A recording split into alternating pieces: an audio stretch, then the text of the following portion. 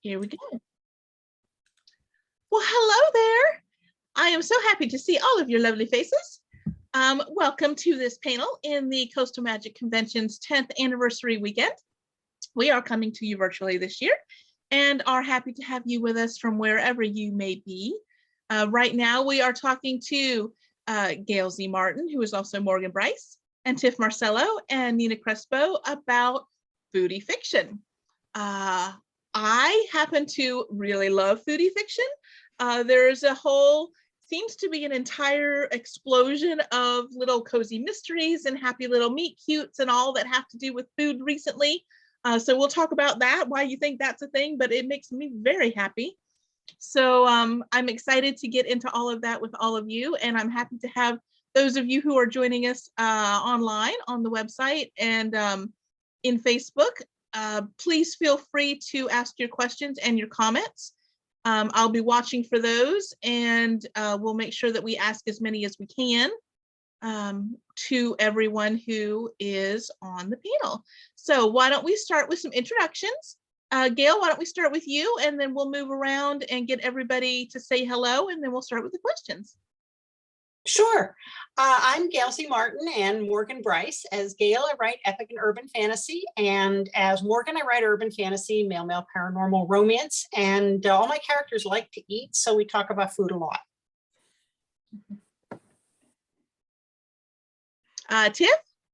Yes, I am Tiff Marcelo. I write contemporary romance, women's fiction, and young adult books. And yeah, I think food is a unifier, and it definitely is for the characters that are in my books. So it's something I love to showcase. Excellent. And Nina. Hello, I am Nina Crespo, and I write romance stories that range from sizzling to small town sexy. And I definitely love to include food in my books as well, because I think taste memories are something that we can all relate to. Mm-hmm. So that's why. I agree. We've already got a comment. Somebody's ready to go. They got their snack. Good for you. Yeah, absolutely. Absolutely. So good job there. All right. So let's start off with the easy one. What is your favorite food? What is your favorite thing to eat? And what is your favorite thing to cook? Mm-hmm. If you like to cook or bake, whatever. Nina, how about you start? What's your favorite food to eat? What's your favorite thing to make? Right now, my favorite food to eat is yuca fries. And particularly since I don't have to make them, my husband's really good at making them. And so that's a treat that he does for me. So that's my favorite.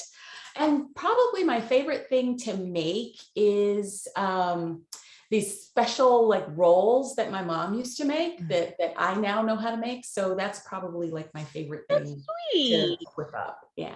That's adorable. I love things like that get passed down. That's great. Mm-hmm. How about you, Tiff?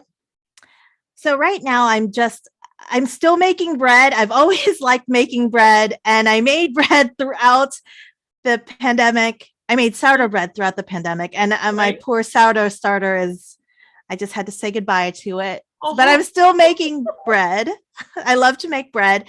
But I love to eat sushi and dim sum.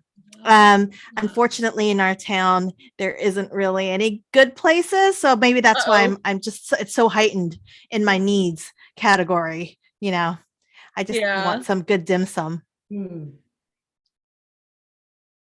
Gail? I think my favorite thing to eat is usually crackers and cheese. You can vary which type of cheese, type of crackers, but crackers and cheese, nice glass of wine, maybe some olives on the side. That's a pretty good go-to for me. Yeah. And, you know, as far as what I like to make, on Thanksgiving, I'm the one who gets drafted into doing the turkey and the stuffing and all that. But on a regular basis, we have this Chex Mix recipe that comes down from my husband's mom, and it's not the one that's on the box now. It's the old version. And so, it's the one that I used in last year's Bookish Bits and Bites. And wrote the story about. And gave that recipe in that story. But it was funny, over Christmas, our oldest daughter said, "Now, Mom, I want you to show me how you make Chex Mix." I said, "Well, I gave you the recipe." And she said, no, because I want you to show me how you do it step by step. And it was funny because she meant, well, how do you handle the pans? And how do you, Oh, Yeah. interesting. mechanical steps that Yeah. she wanted to know. And it was like, wow, transmitting generational history here. There And it's you go. I mean, that is important though, right? The movement in the kitchen. Mhm. I Yeah. do like, whenever I watch my mom cook, it's not just the recipe, but like, what is she doing with her hands, you know? And like, where is she putting everything? Because when I cook, I'm just like, it's everywhere, right? I'm just spreading out. So it's nice to know like the flow. Yeah. Yeah, I think that's Well, neat.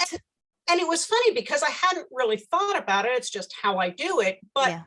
when she was asking me, there were things I had definitely learned by trial and error, that it's easier if you hold the pan this way and use the scraper that way because you drop less. Or Right. this is the best way to mix it up so that you don't get it all over the kitchen.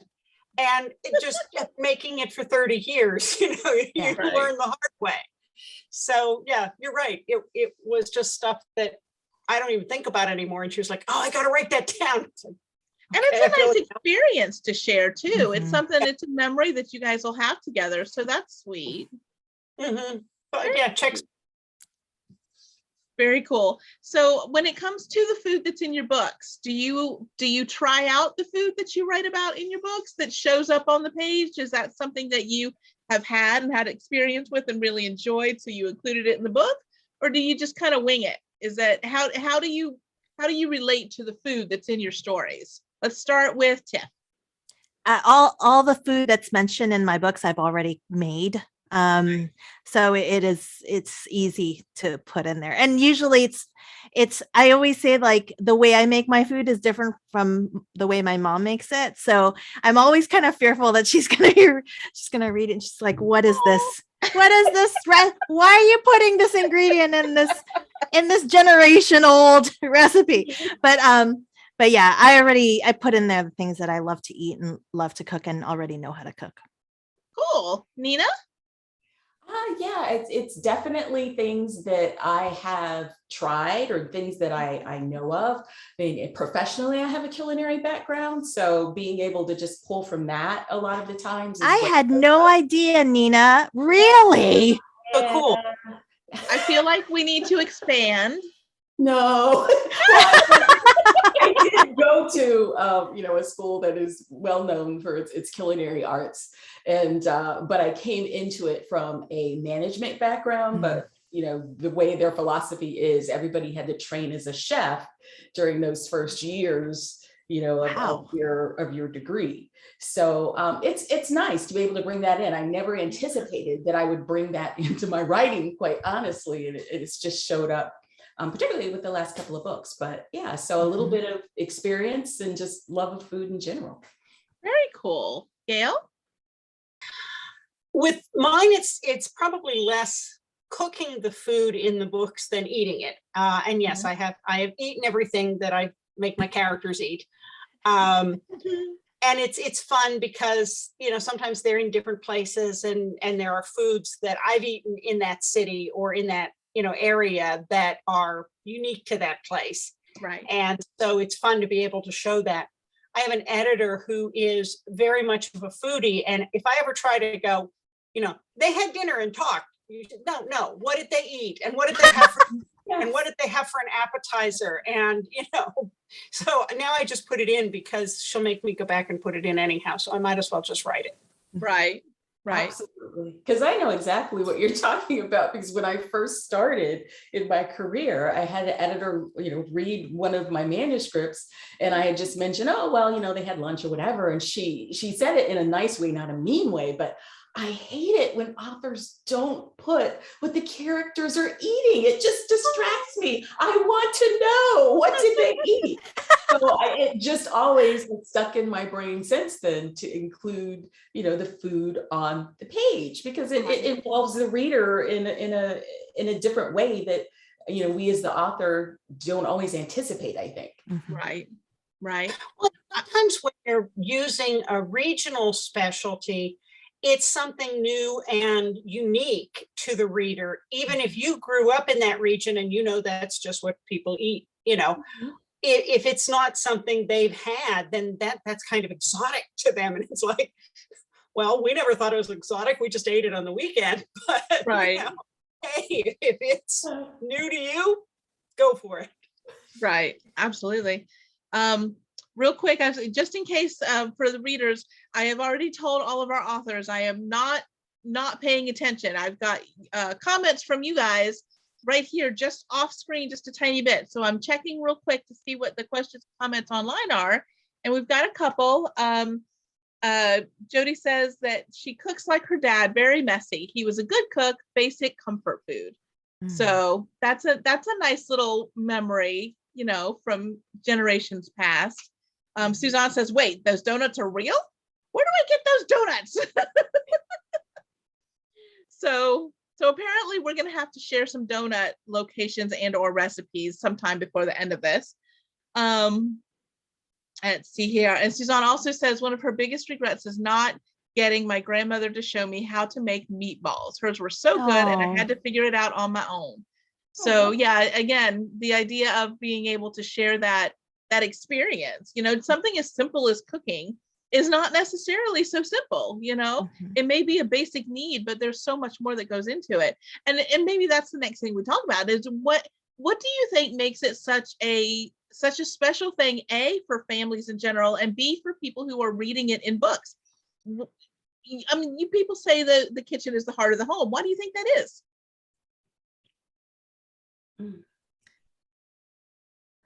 Now everybody's all contemplating. Yeah.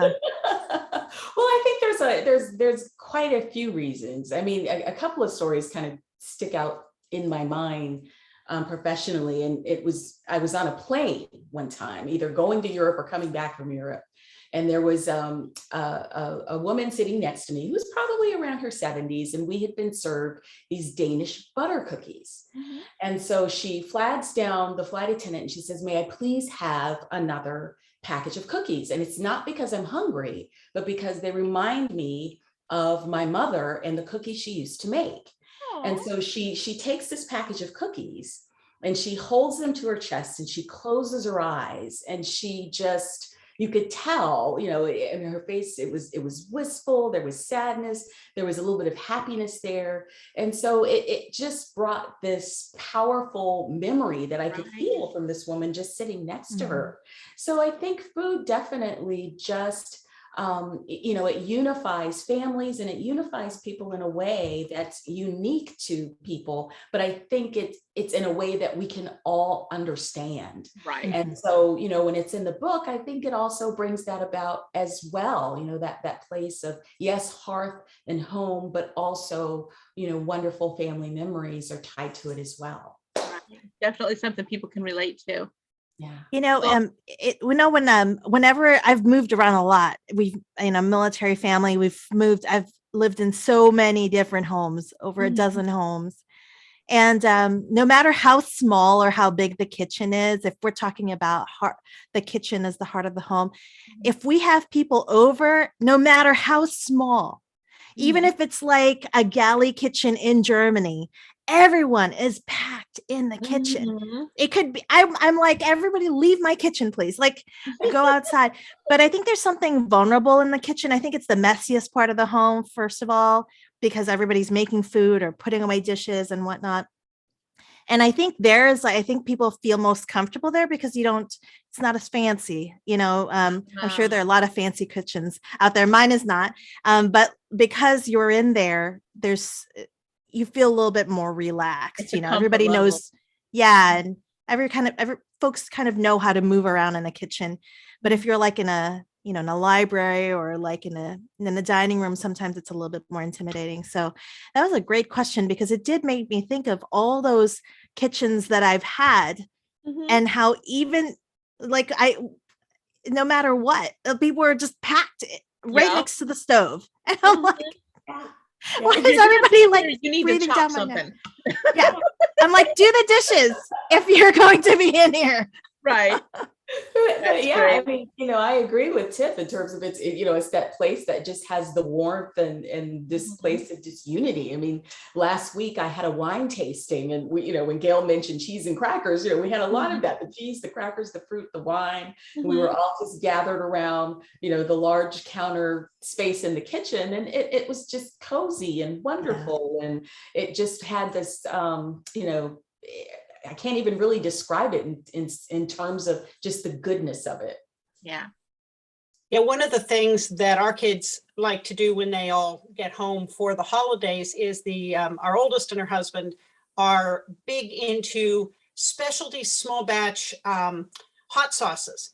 And so they will bring all these bottles of these, micro hot sauces. The little teeny tiny So one. cool. Yeah, the kind that you have to buy from special places, Mhm. and they want me to do up chicken strips. So, and then we cut them into little bites, and then everybody gets to try all the different sauces. Oh, that's And, fun. it's fun, it's snacky. They like stuff that's way hotter than what I can handle. But, it's just, again, everybody's packed in the kitchen, burning their mouths, having a great time. Mhm. Yeah, absolutely. That's fantastic. I mentioned at the beginning that I've noticed, now it may not be that it's a sudden thing, maybe it's something that's always been around and I've just missed it and have just started recently noticing it, but it seems to me that there has been a definite increase in the amount of books that involve, pastry chefs and bakers and foodie truck owners and, the little shop, cupcake shop around the corner, things like that. I love those books. I don't know what it is about them exactly, but I love them. So why do you think that has become something that people are seeing? It appears to me people are going to in a higher quantity these days, or at least writing in a higher quantity these days. Do you think there's a reason for that, or do you think it's just kind of the ebb and flow of the topics that happen to show up in fiction? Do you think there's a reason why the food seems to be coming more often in books? Or do you think I've just hallucinated the whole thing? Hungry. I think the food is a big thing. I noticed it a lot in cozy mysteries, Right. where you'd very often have somebody who ran a coffee shop or a bakery or a food truck, like you said, and sometimes it was a chocolatier or something. And with cozy mysteries, those readers, I think of them as sneaky learners because they want the story, they want the characters, but they also want to learn something, some little tidbit along the way, whether it's, how coffee is sourced or where people get the really best chocolate for something. And then they always had a couple of recipes in the back of the book. And so I think it was kind of the total package for those readers. They got the story, they got the mystery, they learned this little tidbit, and then they got a recipe. Right. And I think there's just been a lot of genre bleed where the barriers, the boundaries between the genres really aren't clear anymore. Everybody pretty much writes and reads what they want to. And I think that may have been something that's gotten carried over into the romance side is, well, if we're going to have characters eating, let's make it a bigger part of the book. Or maybe we've all stuck at home for 2 years and we eat. Right. Well, and I agree. I did notice it much more in cozy mysteries a couple years ago, but it just seems to have exploded in the romance and even into fantasy. It comes up a lot now. So, Tiff and Nina, have you noticed that as well? Do you think there's a reason for that, or? I'm fairly new. I'm only like 4 years in or 5 years in. So I feel like the whole time I've been in, it's been food. So so I don't know if it's an ebb and flow or if it's a thing. So yeah, I can't really say, but since I've been happily consuming these books as well. Consuming the books while eating at the same time. There you go. I mean, Perfect match. Yeah, I'm kind of in the same boat with Tiff. I really don't know in terms of, or haven't paid attention, whether the ebb or flow, as far as writing it, it just seemed like a natural fit with characters and situations. Right. And I just kind of fell into it, quite honestly. Gotcha. And having fun with it. I was thinking that maybe it was one of those things, like it seems like, vampires will be super popular and then they'll kind of chill out a little bit. And then it'll be, dystopian teen, end of the world drama is really popular and then it kind of goes down a little bit. I was thinking maybe this was one of those things where, foodie romances and foodie fantasies and foodie, whatever in fiction was super, super popular and that it might go away again, just kind of one of those natural things. Suzanne says in the comments, food equals comfort. And these past few years, we've all needed extra comfort. So It's true. I feel like that could probably be a thing. Let's see. Jody says the kitchen was the first room you entered when going through both grandparents' houses and in my own home. We ate all of our meals at the kitchen table. So again, that's that generational family thing. So that's cool. Crystal wants to know, is there a food you always include in your books? You have a go-to that shows up in everything? Coffee. Coffee? Yes. Thank you. yeah. That was good. Yeah, It's true. Definitely. I would That's say yes. Me fantastic. too. Okay, so I am not a coffee drinker. You guys are all coffee drinkers. What's your coffee order? What do you make for yourselves? I just have black coffee. Just black? Okay. Mhm. When we remodeled the kitchen about 7 years ago, my splurge was to get a latte maker. And let me tell you, these last 2 years, that has just been a godsend. I get my lattes without going out anywhere. But that has definitely paid for itself many times over. And it isn't that hard. It's just the steamed froth milk. And then you can get syrups from Amazon and you can kind of fancy it up. And that's, I do those a lot for my husband and me. So that's the fancy version. Otherwise, I'm on black coffee with some stevia. Yeah. Gotcha. Nina? Well, this Christmas, I splurged and got myself a little Keurig. And so right now for me, it's like donut shop medium with some sugar. That's it. My husband, he's got his Cafe Bustelo. I have mine. We're happy. Oh, there you go. There you go. Well, Nina, I think I'm going to have you start the answer on the next question because you touched on it a little bit. And you don't have to go into any details you don't want to, but I think that it would be interesting to know some of the things you might have learned. What kind of research or history or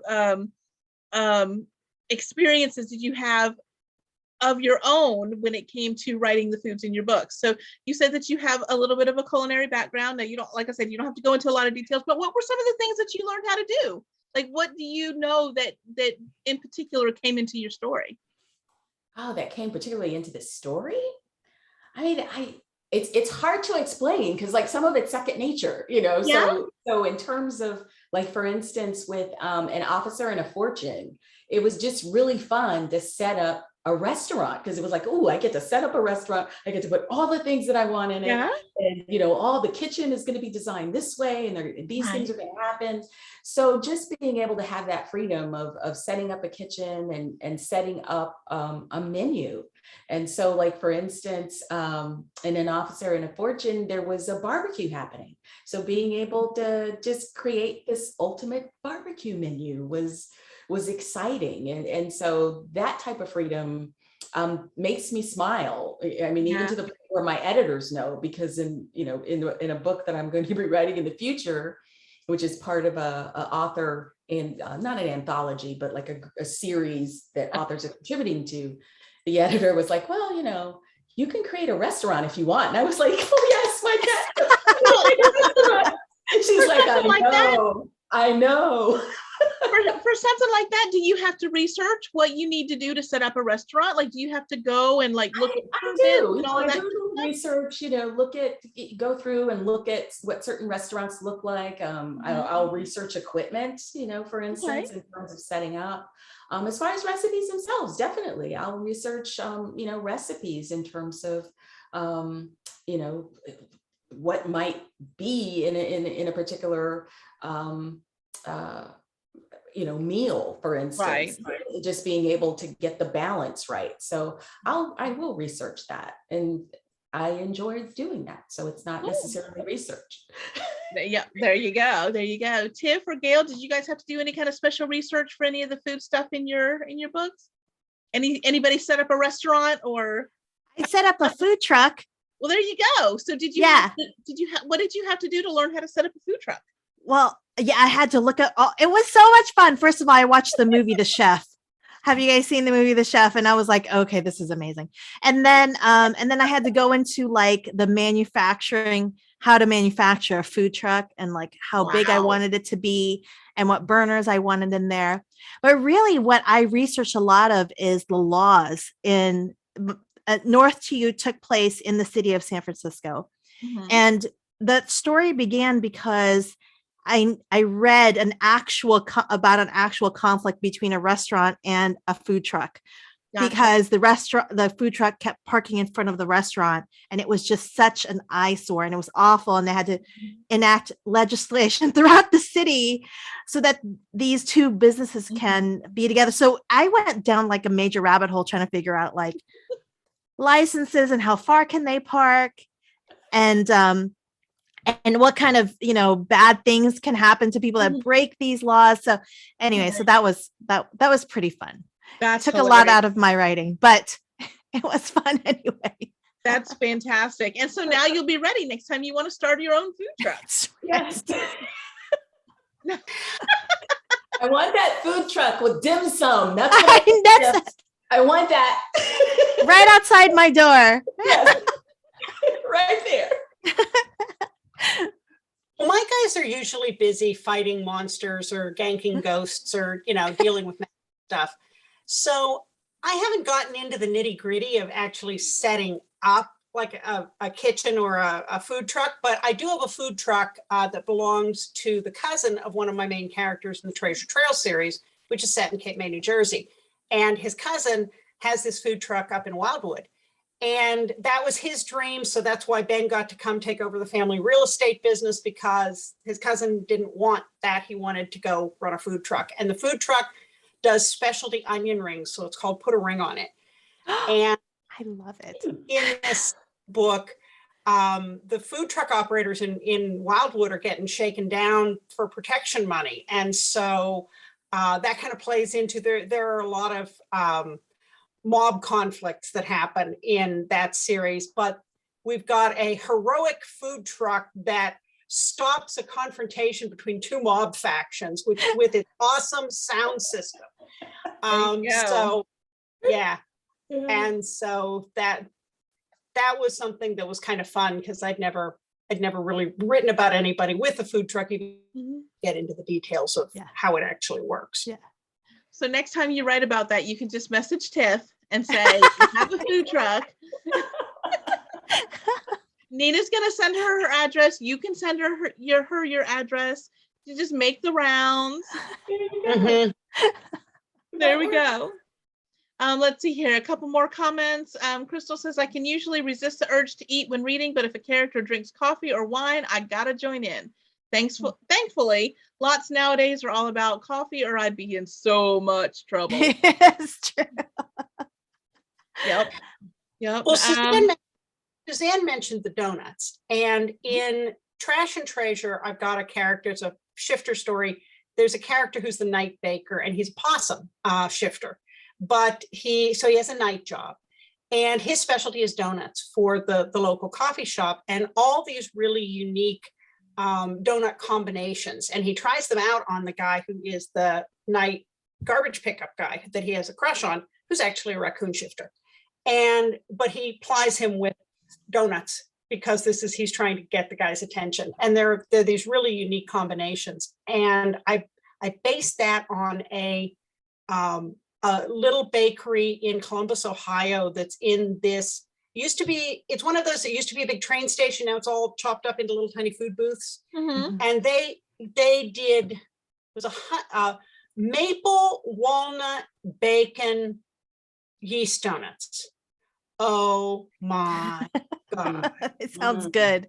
Maple bacon on like a Krispy Kreme. Yes. That sounds good.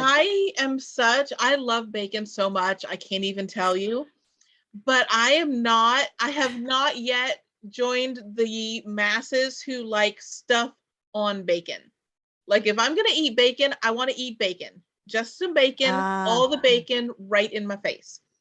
I don't put it on other things. Like I think the only other thing that I put bacon on is like bacon bits in salad and in potato soup. That's it. Anything else is just bacon.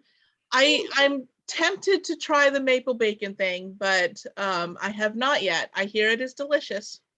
Yes, there's a donut shop who makes them around where I live here. So I can vouch for them. They're good. They're good. That's funny. Let's see here. Suzanne says courting by donuts. I have a new dating standard. Susan says I don't like bacon on other things either. So yay, I'm not the only one. One of these days I will try it. I don't know when that will be.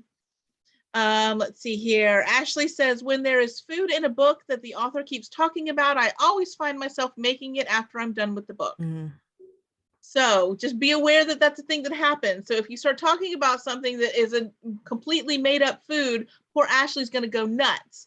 So try to make sure if you put something in a book that there is a way to access it somehow. That has happened with, we've gotten this recent obsession with watching Korean dramas on Netflix and Viki. And eating is such a huge cultural thing, and they eat all the time.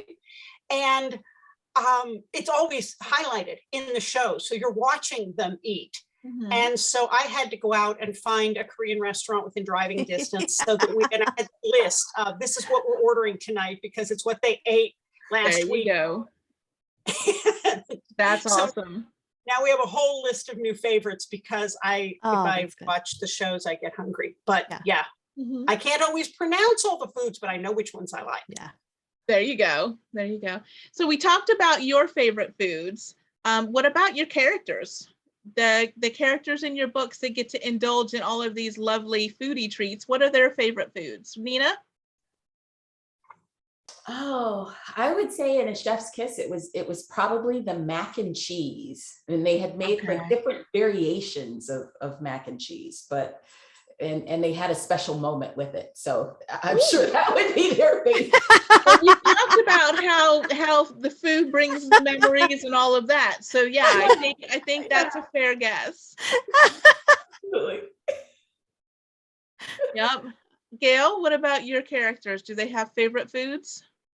Well, that definitely plays up the story that I've got in this year's Bits and Bites, which is a love story with sandwiches. And that character didn't have a whole lot of special foods growing up, but there was one particular thing that his mom would make for him when he didn't feel good. And to him, that particular thing is love. And that becomes kind of a point in the little story. Yes. And I think we've all got that, is there's that one dish or that one thing that takes us home. And so I think that's probably the clearest. Pizza figures in a lot of my stories. That is a true statement. Yeah. That is a true statement. Tiff, how about you? So in my newest series, it's the Heart Resort series, the Puso family, there are 4 siblings and they lost their parents. And they have Friday night dinners. And then what they do is they meet at the same restaurant. And it's literally all just comfort food, like super easy comfort food that is usually made in a traditional Filipino family. It's nothing fancy. It's literally they'll eat breakfast for Friday dinner, that kind of thing. But I would listed all of those comfort foods that I loved and that I look for whenever I go home. And it could just be breakfast, but for dinner. So yeah. Very cool. Do any of you have any foods that you have read about in other books or seen in movies or something like that looked amazing that you really wanted to try that you haven't yet? Is there anything on your foodie wish list? I know that before I went to New Orleans for the first time, I had a long list of, I wanted beignets at Cafe Du Monde and the Cafe au Lait. And that one definitely lived up to its reputation. And I wanted a po' boy with fried oysters, and I wanted a hurricane at Pat O'Brien's. And, I just had this foodie list from all the books that I had read that were set in New Orleans. Right. And so I was happy to report that none of it disappointed because it's New Orleans and food. I bet. Oh my gosh. Anybody else have any that they can think of? Anything that they read about in a book or saw in a movie or a TV show that looked really, really good? I saw in I think it was on like Discovery Channel or DIY Network or something weird sometime. I don't watch a lot of TV, and it's almost always stuff that's like non-serial. It's just random things from stations. And there's a restaurant, I believe it's in Vegas, that makes this like $2,000 like ice cream sundae, and it's like this special handmade ice cream with this, you know, fancy fruit, and it's got these toppings that are made on site, and they little gold flakes in it and stuff like that. $2,000 ice cream sundae at one of these hotels in Vegas. So I don't know. I will never have. I can tell you right now, I will never have $2,000 to spend on an ice cream sundae. But should I win the lottery, that might be a fun thing to try. There you go. Just There for you kicks go. and giggles. Just for kicks and giggles. Well, I think we've watched the Great British Baking Show, I don't know how many times, because that's one of those comfort things. You can put it Right. on, it's no stress. Right. Even when somebody wins and other people lose, they're all really nice to each other. Mhm. But there are so many things they bake on that we don't really eat here in the States, Right. or we don't the same way. Right. And so there are a lot of things I am now really curious about whenever I get back to the UK, because I want to see what those are actually like, having Right. watched them intimately be put together. Mhm. So I'll probably gain 10 pounds, but it'll be worth it for research. Yes, absolutely. Anything in the name of research. Yeah. All right. So I have a question from Crystal. She wants to know, what food or food item do you dislike? Do you absolutely not want to eat at all ever? Oh, easy. Easy? What's your Scalloped easy? potatoes with onions are just not, I have just horrible childhood memories of that, quite honestly, every Friday. And I mean, I disliked it so much that we had this like Oriental style rug underneath the dining room table. And, you know, because the rule was you couldn't get up until you finished. And so when everybody would get up, I would like sneak it underneath the table and stomp it in the rug because the design would hide it. So, Wow. do not like scalloped potatoes with onions. Wow. That is impressive. Yeah. That is impressive. That is. Were you ever found out? Did anybody find out? Well, my brother did, and of course he like blackmailed me, you know, in terms of things I had to do, because he noticed that, you know, the scalloped potatoes were underneath the table. And I'm sure my mom, you know, when she vacuumed or whatever, she's like, what is this? Right you know, like, there. oh, look at all this still under here. But it was me like grinding it into the rug. Oh Well, my see, if you had a word. dog, you could have had a partner in crime, because the dog Yeah, could there was no dog. So yeah, that's why I was easily blackmailed by my brother, who would like scoop it up for evidence and be like, you know, Yeah. do this for me or I will show Yeah. this to your mother. You know, yeah. Goodness gracious. Yeah. How about Gail or Tiff? Anything that you just absolutely do not like at all? I'm one of those people that cilantro tastes like soap. And that they say that's a genetic thing, It because is. it often Yeah. people. And so for me, you might as well just put soap flakes on top of it. So I tend to steer clear. And I think there are a couple of things like that everybody else goes, "What, are you crazy?" It's like, no, it doesn't taste like that to me. It doesn't taste. So My yes. dad's the same way. Like, he sees cilantro and he's like, get that, Yeah. get that thing. You know, for me, everybody likes barbecue and I just don't like barbecue, you guys. Okay, so my third book is West Coast Love, and it's about a food blogger that wants to be on TV. So she auditions to be like this, you know, food person that talks about festivals, and it's for barbecue. And she's like, of all the freaking things in the whole world, why barbecue? But that's exactly how I feel like. And my husband loves barbecue. Like, he will wax poetic about barbecue. And like, he will go anywhere that has anything that says barbecue. And I just cringe. Like, I'll eat it, right? Because he has so much joy.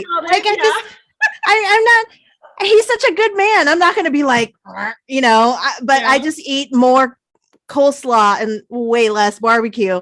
But it's, you guys, I can't hang. I don't know what it is. Good to know. I won't be making barbecue for you, Tiff. No, it's barbecue. I'll tell I you don't as well. No barbecue. And maybe, and I don't know, maybe it's because he goes to every single barbecue restaurant that like, I'm just, okay, I know the difference. Thank you. Like, I don't know. That's just, I can't handle barbecue. Sorry. No, that's good. That's good. Let me see here. I saw a couple more. Heather says she had a New Orleans food list too. And Suzanne is from New Orleans, and she said, I'm glad my almost hometown did not disappoint. Let's see here. Heather also cannot do cilantro. If she gets it in a meal kit, it gets tossed out in the yard. Yeah. So that is that. That's what's happening in the comments.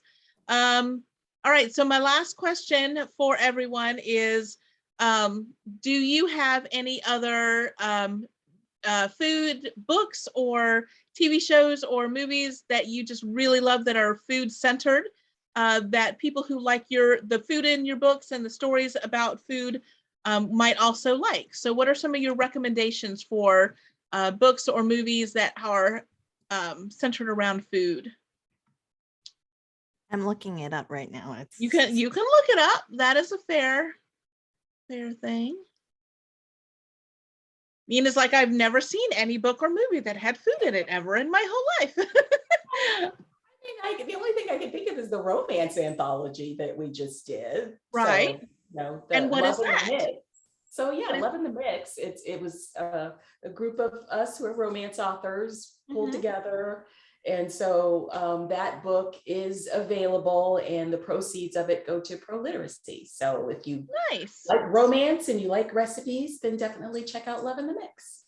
And that's why you couldn't think of anything else, because you had that charity thing so full in your head that it wouldn't let anything else come out. Yeah, that's it. That's a good thing. That's a good thing. It's always good when we can share for charity. Yeah. And real quick, while Tiff's looking it up, and before we get to Gail, I will mention the Bookish Bits and Bites is Coastal Magic. In person, we do a gift basket raffle to help raise money for charity. I am not doing a raffle online, just not happening. There are people that can pull that off, and kudos to them, but was not something I wanted to try to figure out how to manage. So instead, we had been talking about doing an author anthology for a couple of years, and it just worked out that was the perfect way to still be able to have a contribution available for the charity. And those stories are all brand new stories from the authors, and they all are accompanied by a food. And this year, because it's our 10th anniversary, all of the stories are some kind of celebration. So the foods are all kind of celebration foods. So that's only available till the end of Sunday, the 27th. It's a limited edition. You can order your copies. Part of the proceeds go to the charity. You'll have those stories. You'll have those recipes. It's our second edition. We did one last year for the virtual as well. And then after the 27th, it will no longer be available. So those stories might show up in the future. Those authors have the opportunity to expand those or re-release them however they want to do on their own. But as a collection, as an anthology, it goes off sale after the 27th. So that is that. Tiff and Gail, did you guys think of anything, any books or movies or TV shows about food that you think might be interesting to people who like foodie books? Yeah, so I found it. So Eddie Huang is a chef, and he has a show on Vice.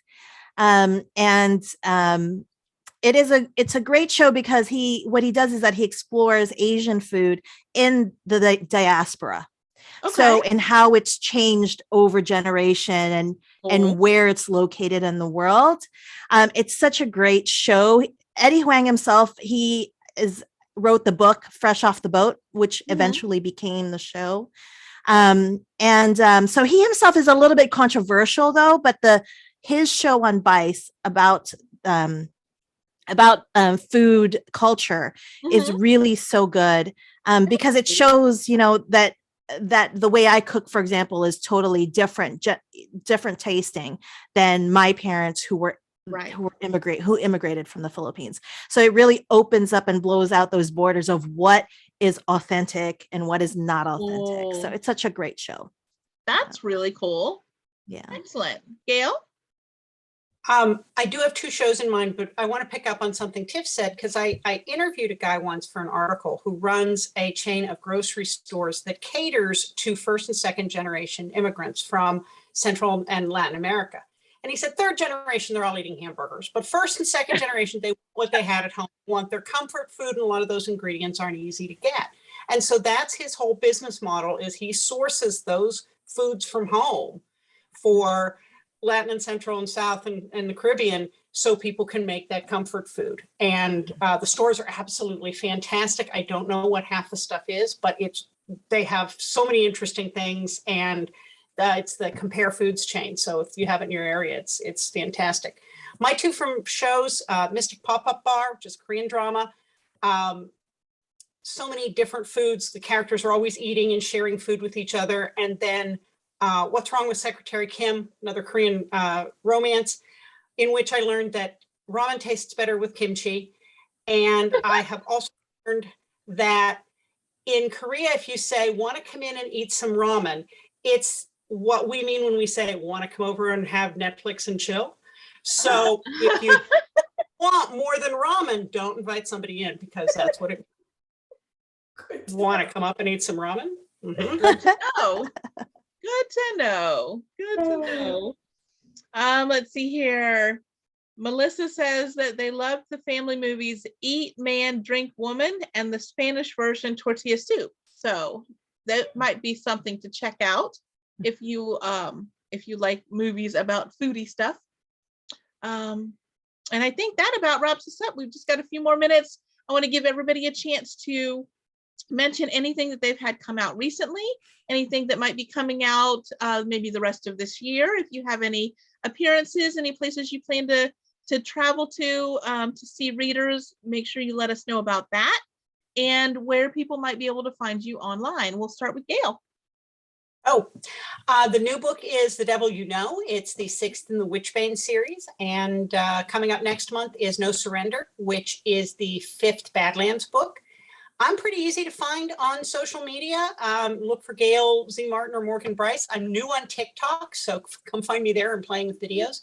And I spend an awful lot of time on Continual, which will be helping to host some of Coastal Magic this weekend. Yes, absolutely. All right, Nina? Yeah, well, the latest book that came out was A Chef's Kiss. So definitely check that out. It's about 2 chefs. And the recipes, as well as just some of my favorites, are actually on my website, ninacrespo.com, on the A Chef's Kiss page. So if you're interested in finding recipes, you can find it there. As far as appearances, I'm going to be an Evening with the Stars on March 26th. Here in Melbourne, Florida. So if you're in the area, definitely come check us out on March 26th. And you can find me on Inside the Romance Buzz on the 1st and 3rd Wednesdays of the month on Facebook, on the Writer's Space Facebook page. And so you can find out all of that information on ninacrespo.com, as well as all of my social media handles. You can usually find me on Instagram, having fun there, but you can also find me other places as well. Excellent. Fantastic. And Tiff? I have a new release coming out in April. It's called Know You by Heart, and that is the 2nd book in the Heart Resort series. And then I just put out a new cover for also a standalone book in the Heart Resort universe. That new cover is out. I love it. It's gorgeous. And then I will be at a Polycon in July, and I will be traveling in May, but we haven't put out any information on that. But just as a sneak peek, it's going to be some Filipino American authors that are going to be traveling together. Yes. Yeah.